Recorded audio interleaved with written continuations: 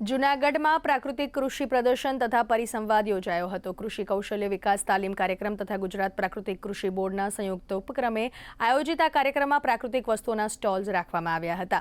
આ કાર્યક્રમમાં જૂનાગઢ કૃષિ યુનિવર્સિટીના ડોક્ટર વી.પી. ચોવટિયાએ લોકોને કિચન ગાર્ડનિંગ તરફ વળવા તેમજ બીજ બેંક દ્વારા પ્રાકૃતિક અને દેશી બીજ મળી રહે તેવા પણ સ્ટોલ્સ દ્વારા માર્ગદર્શન આપ્યું હતું તેમજ દેશી ગળતિયા ખાતરના ઉપયોગની ભલામણ પણ કરી હતી।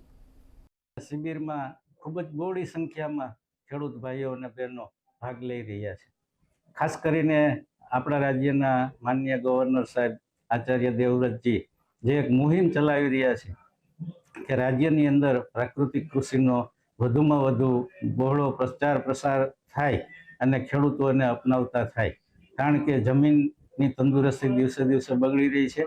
એ જમીનની તંદુરસ્તી કેમ આપણે સુધારી શકીએ, એ ઉપરાંત જે કેમિકલ યુક્ત આહારનું આપણે સેવન કરી રહ્યા છે એમાંથી કેમ મુક્તિ મળે, એ ખાસ ઉદ્દેશ છે।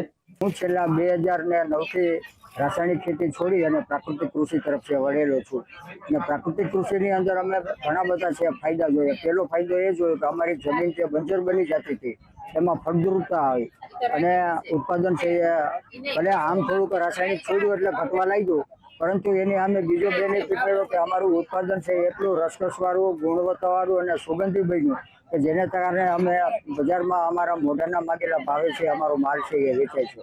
આત્મા પ્રોજેક્ટ દ્વારા આજે જુનાગઢ ખાતે મેળો યોજવામાં આવ્યો છે। આમાં અમે અલગ અલગ શાકભાજીના ફળફળાદીના રોપા લઈ આવ્યા છે અને હવે તમે અનાજ તો શુદ્ધ ખાવ છો, પણ હવે અનાજની સાથે તમે શાક પણ ખાતા હોય તો શાક માટેની ઘણી બધી અમારે એક શાકભાજીના રોપ છે, ફળફળાદીના રોપ છે અને અમે આનું અમારે ત્યાં નર્સરીમાં જ ઉત્પાદન કરીએ છીએ।